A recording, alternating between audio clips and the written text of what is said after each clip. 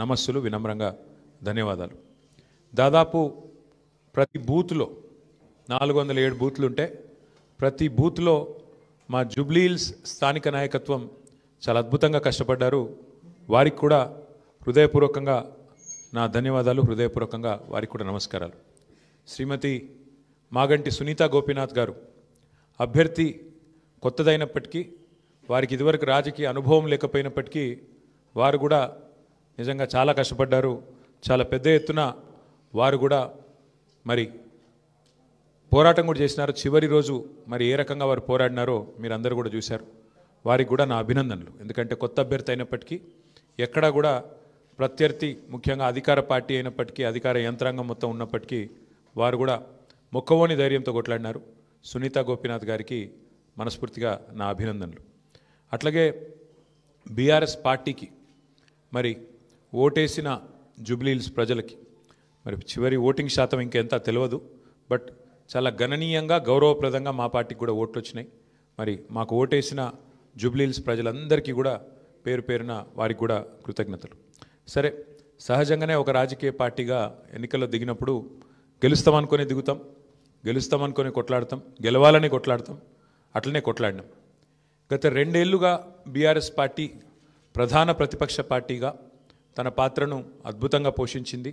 ప్రజా సమస్యలను మరి కేంద్రంగా చేసుకొని ప్రజల వాదనను, ప్రజల వేదనను ఇవాళ ప్రభుత్వం ముందు పెట్టడంలో, అది శాసనసభలో అయితేనేమి, ప్రజాక్షేత్రంలో అయితేనేమి, సోషల్ మీడియాలో అయితేనేమి చాలా బలంగా బీఆర్ఎస్ పనిచేస్తున్నది. మా పని ఇట్లాగే భవిష్యత్తులో కూడా కొనసాగుతూనే ఉంటుంది. ఎందుకంటే ఈ ఉప ఎన్నికల్లో కూడా మేము నిజాయితీగా కొట్లాడినాం. ప్రజా సమస్యలనే కేంద్ర బిందువుగా చేసుకొని, ప్రజలనే ఎజెండాగా చేసుకొని ఎన్నికల్లో డెఫినెట్గా చిత్తశుద్ధితో నిజాయితీగా మేము కొట్లాడినాం. మీకు తెలుసు ఎట్లా ఎన్నికలు జరిగినాయి కూడా అందరు చూసినారు, నేను చెప్పక్కర్లేదు ప్రత్యేకంగా. మరి మొత్తం ఎన్నిక ప్రచారం ముగిసేదాకా ఎట్లా జరిగింది, ప్రతి సర్వేలో కూడా బీఆర్ఎస్ గెలుస్తుందని ఎట్లా చెప్పింది, ఆ తర్వాత ఆఖరి 3 రోజులు ఏం జరిగింది, ఇదంతా ప్రజలు చూసినారు. నేను అందులోకి పోను, అవి చెప్పను.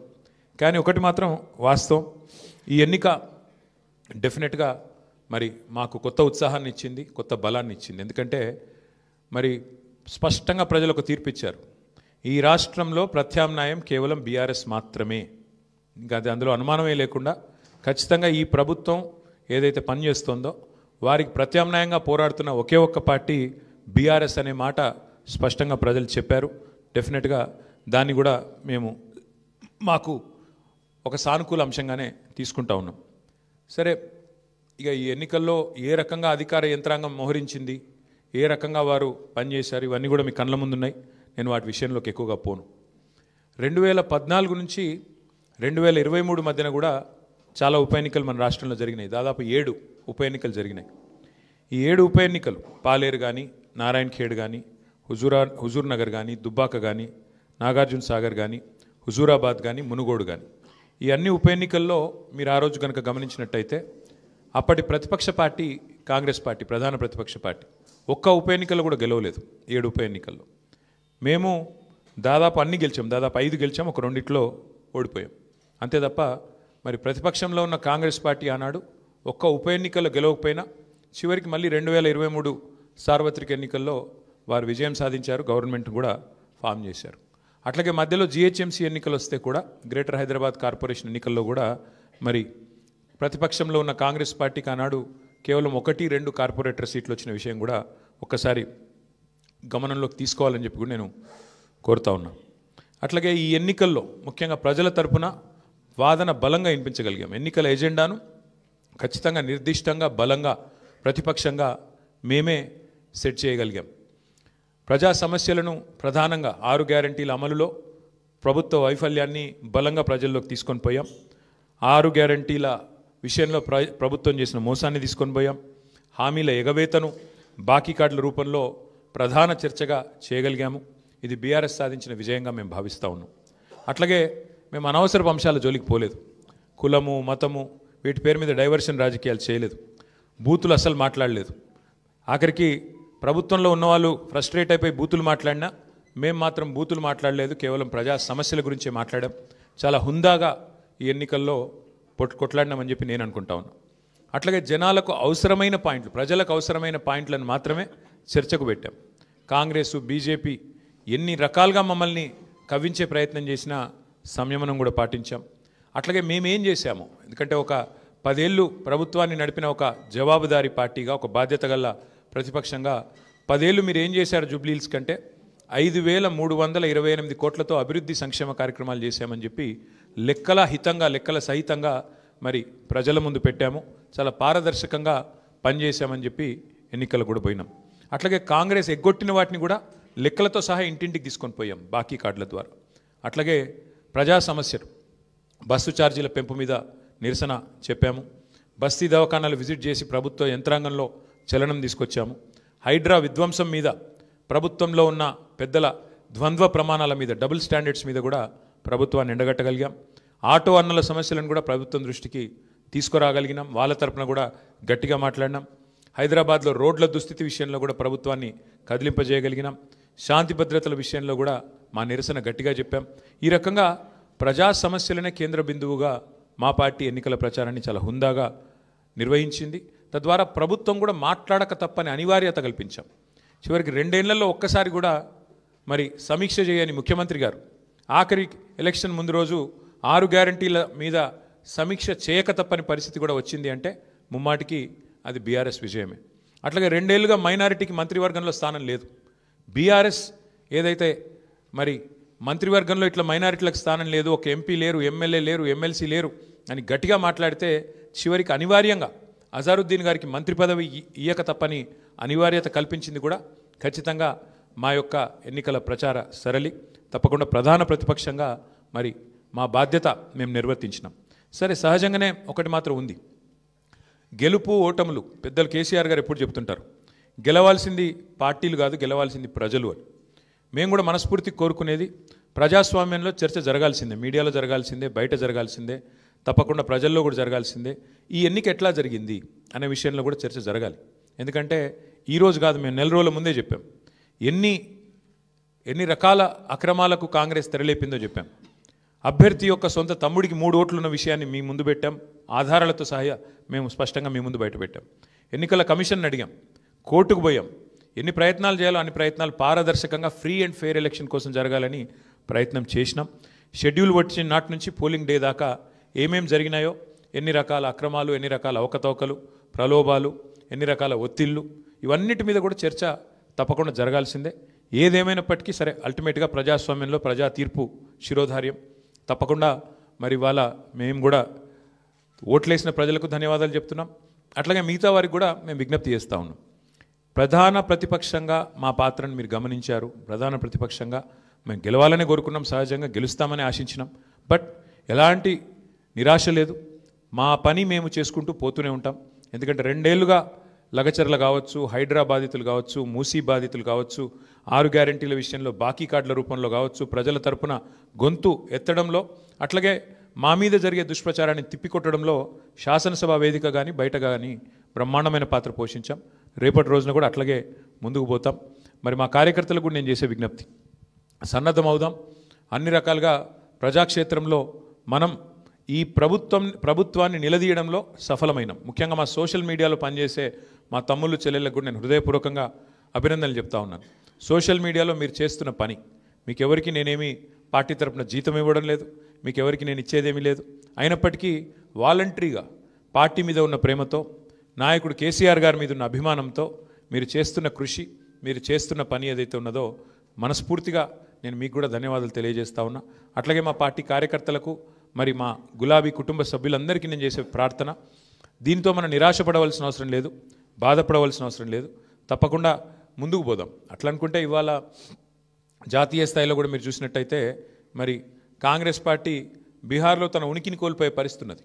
కాబట్టి ఇవన్నీ సహజం, గెలుపులు ఓటములు సహజం. దీన్ని ఏదో పెద్ద సెట్ బ్యాక్ లాగా చూసుకోవాల్సిన అవసరం లేదు. తప్పకుండా మరింత బలంగా వద్దాం, ముందుకొద్దాం. ఒక రబ్బర్ బంతిని గోడకేసి కొడితే ఎట్లయితే తిరిగి బలంగా వెనకకు వస్తుందో అట్లా మనం కూడా తప్పకుండా తిరిగి వెనక్కొద్దాం. పెద్దలు కేసీఆర్ గారు తిరిగి రాష్ట్రానికి ముఖ్యమంత్రిగా మళ్ళీ బాధ్యతలు చేపట్టేదాకా ఎవరి శక్తి మేరకు వారు శక్తి వంచన లేకుండా కష్టపడదామని చెప్పి మా నాయకులు కార్యకర్తలకు మరొకసారి ధన్యవాదాలు తెలియజేస్తూ, కష్టించి పనిచేసిన మా నాయకత్వం మొత్తం కూడా ఇక్కడ ఉంది. ఒక 2 గురించి నేను ప్రత్యేకంగా చెప్పాలి. హరీష్ రావు గారు మధ్యలో పాపం వారి తండ్రి అనుకోకుండా అకాల మరణం జరిగింది. అయినప్పటికీ ఆయన ఇవాళ కూడా పూజలో ఉన్నారు. ఈ నిమిషానికి కూడా పాపం వారి తండ్రి గారికి సంబంధించిన స్వర్గపాత్రకు సంబంధించిన పూజలో ఉన్నారు. అయినప్పటికీ ఇంట్లో ఉండి కూడా ఆయన కూడా చాలా కష్టపడ్డారు. వారితో పాటు ఇంకా చాలామంది, మా రవీంద్రరావు గారు మా ఎమ్మెల్సీ, వాళ్ళ సొంత అన్నగారు చనిపోయినారు. అన్నగారు చనిపోతే కూడా ఉదయం పోయి సాయంత్రం వచ్చినారు. అంటే అంత కమిట్మెంట్తో మా నాయకత్వం పనిచేసింది. అట్లా ఇంకెంతోమంది ఉన్నారు. నేను ఒకరిద్దరు పేర్లు చెప్తున్నాను, ఏమనుకోవద్దు. ఎంతోమంది నాకు తెలిసిన 2 ఎగ్జాంపుల్ చెప్పినాను. ఇంకెంతోమంది తమ తమ కుటుంబాలను వదిలేసి దీపావళి కూడా పోకుండా, మా నాయకులు హైదరాబాద్లోనే ఇక్కడే ఉండి దీపావళి పండుగ కూడా పోకుండా, కుటుంబంతో ఉండకుండా జూబ్లీహిల్స్ నియోజకవర్గంలోనే మకాం వేసి పనిచేసినారు. వాళ్ళందరికీ కూడా నేను శిరస్సు వంచి ధన్యవాదాలు తెలియజేస్తా ఉన్నా. సరే, దీన్ని ఒక చిన్న సెట్ బ్యాక్గా చూస్తాం తప్ప ఇంకోటి కానీ కాదని మళ్ళొకసారి తెలియజేస్తూ, పత్రికా మిత్రులు కూడా అందరు సహకరించారు, మా ఇంటర్వ్యూలు తీసుకున్నారు, ప్రజల వాణిని కూడా వినిపించారు. మీకు కూడా ప్రత్యేకంగా మీడియా కూడా ధన్యవాదాలు తెలియజేస్తూ మీ అందరికీ నమస్కారం. Thank you. ఏమైనా అడగదలుచుకుంటే అడగచ్చు, లేదంటే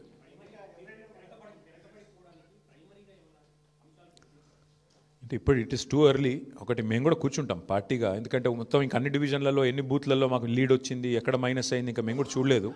బ్రాడ్గా ఓవరాల్ నెంబర్ తెలుసు బ్రదర్, మిగతా విషయాలు తెలియదు. కూర్చుందాం, రేపు ఎల్లుండి సావధానంగా కూర్చుంటాం. మా నాయకత్వం మొత్తం పనిచేసింది. సీనియర్లు మంత్రులుగా పనిచేసిన వాళ్ళు కూడా 10 బూత్లకు ఒకరు ఇన్ఛార్జ్గా తీసుకున్నారు. ఇప్పుడే ప్రశాంత్ రెడ్డి గారు చెప్తున్నారు నాకు, అన్న మా షేక్పేట్లో మా 10 బూత్లలో నా దగ్గర మాత్రం 1100 మెజారిటీ వచ్చిందని చెప్పి ఇప్పుడే ప్రశాంత్ రెడ్డి గారు చెప్తున్నారు. విశ్లేషించుకుంటాం, అట్లా ఎట్లెట్లా క్లస్టర్ల వారీగా ఎక్కడెక్కడ ఏం జరిగింది చూసుకుంటాం, సమీక్ష చేసుకుంటాం, డెఫినెట్గా ఆత్మవిమర్శ చేసుకుంటాం. ఎందుకంటే ప్రజలు మరి అల్టిమేట్గా ఎందుకు మొగ్గు చూపారు కాంగ్రెస్ పార్టీ వైపు అనేది కూడా మేము కూడా విశ్లేషించుకోవాలి, ఆత్మవిమర్శ చేసుకోవాలి.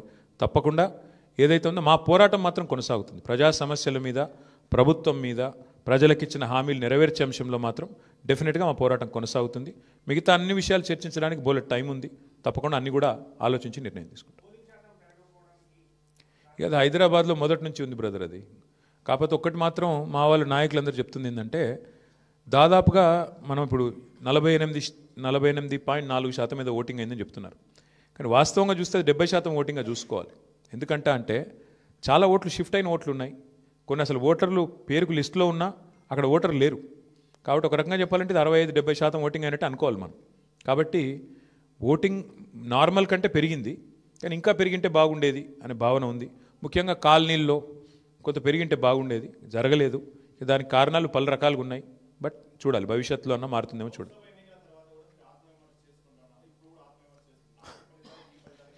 చాలా తేడా ఉంది కదా బ్రదర్. ఇప్పుడు స్పష్టంగా ఈ ఎన్నికలతో ఏం తేలిపోయింది, ఈ రాష్ట్రంలో, తెలంగాణ రాష్ట్రంలో కాంగ్రెస్ ప్రభుత్వానికి, కాంగ్రెస్ పార్టీకి ఒకే ఒక్క ప్రత్యామ్నాయం బీఆర్ఎస్ అని ప్రజలు తేల్చి నిర్ద్వందంగా తీర్పిచ్చారు. దాదాపు నాకున్న అవగాహన మేరకు మాకు 38-39% ఓటు వచ్చినట్టుంది. ఇప్పుడు కూడా ఇంకా ఫైనల్ అయినట్లేదు. 38 వచ్చిందా 39 వచ్చిందా చూడాలి. డెఫినెట్గా మరి మంచి ఓటింగ్ శాతం మాకు వచ్చింది.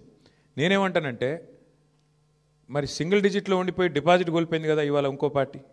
ఇప్పుడు మేము ఓటమి పాలయ్యి ఇంత గట్టి పోటీనిచ్చి అధికార పార్టీ ఇన్ని రకాల ప్రలోభాలు పెట్టినా, ఇన్ని రకాలుగా ఒత్తిళ్లు తెచ్చినా, ఎన్ని రకాల కార్యక్రమాలు చేసినా గట్టిగా నిలదొక్కుని బ్రహ్మాండమైన పోటీనిచ్చాం. అట్లాగే మీరు చూస్తే ఉప ఎన్నికల్లో గతంలో ప్రతి ఉప ఎన్నిక మేము ప్రభుత్వంలో ఉన్నప్పుడు దాదాపుగా మేమే గెలిచాం, 1-2 మినహాయిస్తే. కాబట్టి ఇవన్నీ కూడా జరిగే వ్యవహారాలు. దీన్ని అంత ఇది చేయాల్సిన అవసరం లేదు. పార్లమెంట్ తర్వాత సమీక్ష చేసుకున్నాం. పార్లమెంట్ తర్వాత ఒక్కొక్క నియోజకవర్గం సమీక్ష చేసినాం ఏం జరిగింది అని. పార్లమెంట్ ఒక అసాధారణమైన పరిస్థితిలో జరిగింది. అప్పటికిప్పటికి వచ్చిన తేడా మీరు చూస్తే బీఆర్ఎస్ఏ ప్రత్యామ్నాయం, బీఆర్ఎస్ఏ ప్రధాన ప్రతిపక్షం అని ప్రజలు ఈ జూబ్లీహిల్స్ ఉప ఎన్నికతో స్పష్టమైన తీర్పిచ్చారు. సరే, సహజంగా గెలుస్తామని ఆశించాం, కొంత నిరుత్సాహపడతాం డెఫినెట్గా ఓటమి పాలైనప్పుడు, కానీ నిరాశ లేదు. అది నేను చెప్పేది. బ్రదర్, మేము ఎన్నికల కమిషన్ దగ్గర పోయాము, స్పష్టంగా వారి ముందు ఆధారాలతో సహా పెట్టాము. డబుల్ ఓట్లు ఎన్ని ఉన్నాయి, ఎంతమందికి ఎన్నెన్ని ఓట్లు ఉన్నాయి, చివరికి అభ్యర్థి, కాంగ్రెస్ అభ్యర్థి యొక్క సొంత తమ్ముడు, ఆయనకే 3 ఓట్లు ఉన్నాయన్నది కూడా ఆధారాలతో సహా ఇచ్చాము. ఇక మీరు అడగాల్సింది ప్రశ్న ఎలక్షన్ కమిషన్, మమ్మల్ని కాదు. ఎందుకంటే వాళ్ళు చేయాల్సిన పని వాళ్ళు చేయకపోతే మీరు మమ్మల్ని అడిగితే మేము ప్రధాన ప్రతిపక్షంగా పోటీ చేశాము, వ్యవస్థలో ఉన్న లోపాలు ఎత్తి చూపాము, జరుగుతున్న అన్యాయాల అరాచకాలు మా అభ్యర్థి, చివరికి దొంగ ఓట్లు వేస్తున్నారని మా అభ్యర్థి పోలింగ్ రోజు కూడా పోరాడారు. మీరు చూశారు, మీ కళ్ళ ముందు మొత్తం కాంగ్రెస్ వాళ్ళు గుంపులుగా 1000 మంది ఒక దగ్గర చేరి దొంగ ఓట్లు వేస్తుంటే మా అభ్యర్థి పట్టించారు. మరి పోలీసు వాళ్ళు ఏం చేస్తున్నారు, ఎలక్షన్ కమిషన్ ఏం చేస్తున్నది, ఇవన్నీగా అందుకే అంటున్నారు చర్చ జరగాల్సిందే. ఏ రకంగా అధికార యంత్రాంగం పనిచేసింది, ఏ రకంగా ఎలక్షన్ కమిషన్ పనిచేసింది, ఇవన్నీ మీ ముందున్నాయి. ఈసారి ఇప్పుడు నేను ఓటమికి నేను సాకులు వెతకట్లేదు, నేను వాస్తవాలు మీ ముందు పెడుతున్నాను. ఎలక్షన్ ముందు పెట్టాను, ఎలక్షన్ తర్వాత చెప్తున్నాను. ఏదేమైనప్పటికీ మేము మాత్రం డెఫినెట్గా ప్రజల్లో ఉంటాము, ప్రజలతోనే ఉంటాము. ప్రజాక్షేత్రంలో ప్రజల సమస్యలే ప్రధాన ఇతివృత్తంగా ముందుకు పోతాం. ప్రజల కోసం పోరాడుతూనే ఉంటాం, ముందుకు పోతూనే ఉంటాం. Thank you. మరి ఇప్పుడు అల్టిమేట్గా ఎలక్షన్ ఫలితం వచ్చిన తర్వాత ఏం జరగబోతుంది, రేపు ఏమేం జరగబోతుంది, ఇంకా 3 ఏళ్ళు ప్రభుత్వం ఉంటుంది అంటున్నారు. సో మరి ఆ 3 ఏళ్ళు ఏం జరగబోతుంది చూద్దాం. ఎందుకంటే అల్టిమేట్గా ఈ ప్రభుత్వం తన వైఖరి ఏమైనా మార్చుకుంటుందా, మార్చుకోదా, మళ్ళీ శని ఆదివారాలు పేదల కొంపలు కూలగొట్టే పని చేస్తూనే ఉంటుందా చూస్తాం. మేము చూస్తాం, మీరు చూస్తారు. ప్రధాన ప్రతిపక్షంగా మా పాత్ర మాత్రం మేము బలంగా పోషిస్తాం. ప్రజల్లో మాత్రం ఎక్కడా తగ్గకుండా ప్రజల తరపున మాట్లాడుతూనే ఉంటాం. ఈ విషయంలో మమ్మల్ని ఏ రకమైన వారు ప్రయత్నాలు చేసినా మా గొంతు మాత్రం నొక్కలేరు, ఇది మాత్రం పక్కా. ఇప్పుడు మీరు చూస్తే పశ్చిమ బెంగాల్లో బీజేపీ నుంచి పోయి ఆయన ఎమ్మెల్యే గారు ముకుల్ రాయ్ అని తృణమూల్ కాంగ్రెస్లో చేరారు. హైకోర్టే కొట్టేసింది, ఆయన డిస్క్వాలిఫై చేసింది. మరి పశ్చిమ బెంగాల్లో జరిగింది, ఇక్కడ కూడా జరుగుతుందని మేము కూడా ఆశిస్తున్నాం. ఎందుకంటే న్యాయమే కదా. యాంటీ డిఫెక్షన్లా దేశమంతా ఒకటే ఉంది, బెంగాల్కు వేరే లేదు, తెలంగాణకు ఇంకోటి లేదు. కాబట్టి మేము కూడా ఆశిస్తుంది ఏంటంటే ఇక్కడ కూడా 10 ఉప ఎన్నికలు జరుగుతాయని ఆశిస్తున్నాము. అయితే ఇక్కడ గమ్మత్ ఏంటంటే ఒక్క ఉప ఎన్నికకే మరి ఇంత అపసోపాలు పడ్డారు కాంగ్రెస్ వాళ్ళు. మరి 10 ఉప ఎన్నికలు వస్తే వాళ్ళకి ముచ్చెమటలు బట్టి మరి రాహుల్ గాంధీని, ఇంకా ఇందిరాగాంధీని, ఇంకా సోనియా గాంధీని అందరిని దించుతారేమో చూడాలి. కాబట్టి మేమైతే ధైర్యంగా లోకల్ బాడీ ఎలక్షన్ వచ్చినా ఉప ఎన్నిక వచ్చినా అన్నీ ఎదుర్కొంటాం. మాకు కొత్త ఏం కాదు, ఇది 2001 నుంచి కొట్లాడుతూనే ఉన్నాం, భవిష్యత్తులో కూడా కొట్లాడతాం. మాకు ఎన్నికలేం కొట్లాడడం కొత్త కాదు, గెలుపులు ఓటములు అన్నీ చూసాం మేము. ఆ స్థితప్రజ్ఞత మాకుంది. మరి కాంగ్రెస్ వాళ్ళు ఒక్క దెబ్బకే, ఒక్క ఉప ఎన్నికకే ముఖ్యమంత్రి కాలికి బల్బం కట్టుకొని వెంకటగిరి బస్తీలలో కూడా తిరిగిండు. మరి 10 ఉప ఎన్నికలు వస్తే మరి ఏం చేస్తారో చూడాలి. Thank you. అవును, ఎవరన్నారు? నీకు పేపర్ లీక్ అయిందా? నేనేమంటా, వస్తే కొట్లాడతాం, ఏమున్నది బ్రదర్ అలా. ఇప్పుడు అల్టిమేట్గా కంటోన్మెంట్ ఉప ఎన్నిక ఒక అసాధారణమైన పరిస్థితిలో జరిగింది. అందులో మాకు 3వ స్థానం వచ్చింది. ఈరోజు మరి ఈ ఎన్నికల్లో మేము గౌరవప్రదంగా మాకు దాదాపు 38-39% ఓటింగ్ వచ్చింది. 38-39% ఓటింగ్ అంటే కూడా తక్కువేం కాదు ప్రతిపక్షంలో. సరే, సహజంగా పోటీ చేసినప్పుడు గెలుస్తామనే కొట్లాడతాం, గెలవమని ఎందుకు అనుకుంటాం? సరే, జరిగింది ఏందో మీరు చూసిండ్రు కదా, ఇప్పుడు మీ మీడియాలో చూపెట్టిన, నేను చెప్పుడు కాదు కదా. ఎన్నికల రోజు ఎట్లా విచ్చలవిడిగా ఏమేం చేసిరో మీరు చూసిండ్రు. ఎన్నికల కమిషన్ ఎంత అట్రఫ్లాప్ అయిందో మీరు చూసిండ్రు. ప్రజాస్వామ్యాన్ని ఎట్లా అడ్డంగా తుంగలో దొక్కిరో మీరు చూసిండ్రు. కానీ ఇవేవి మా ఓటమి కారణమని నేను చెప్తలేను, ఇవన్నీ జరిగినాయని చెప్తున్నాను అంతే. ప్లస్ ఒక్కొక్కరికి ఎన్ని ఓట్లు రాయించిండ్రు అది కూడా చూసిండ్రు. కాబట్టి ఇన్ని ఉన్నాయి. కాబట్టి నేనేమంటున్నా అంటే దీని మీద చర్చ జరగాలి, భవిష్యత్తులోనే చర్చ జరగాలి. ఏదేమైనప్పటికీ we are thankful to the people of Jubilee Hills. We are certainly thankful to the people of Telangana for continuing to affirm their faith in the leadership of KCR Garu. We will fight on public issues, we will fight on all people's issues till such time as KCR Garu once again leads the state of Telangana, and we will continue to do our job as the principal opposition. Thank you. Congress మీకు కనబడతానే ఉంది కదా brother. Last 3 days వచ్చి హడావుడి చేసి ఎవరికి సహకరించినా మీకు కనబడతానే ఉంది. RS brothers బాగానే వర్కౌట్ అయినట్టుంది. ఆర్ఎస్ బ్రదర్స్ యొక్క మంచి సహకార మిత్రమండలి ఏదైతున్నదో బాగానే వర్కౌట్ అయినట్టుంది. మరి చూడాలి. మిగతా విషయాలన్నీ మీరు విశ్లేషించండి. ఇక మీరు ఉన్నారు కదా, మరి రేపు ఎల్లుండి మీరేం రాస్తారు అన్నీ మేమే చెప్తే. Thank you.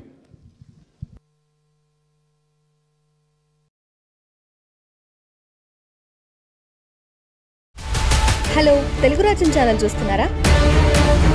సామాజిక రాజకీయ జీవన చిత్రణే తెలుగు రాజ్యం. అతిశయోక్తులు అసత్యాలు ఉండవు. రాజకీయ కోణం కాదు, ప్రజా కోణమే కొలబద్ద. తెలుగు రాజ్యం వీక్షణ మీ ఉత్తమ అభిరుచికి నిదర్శనం.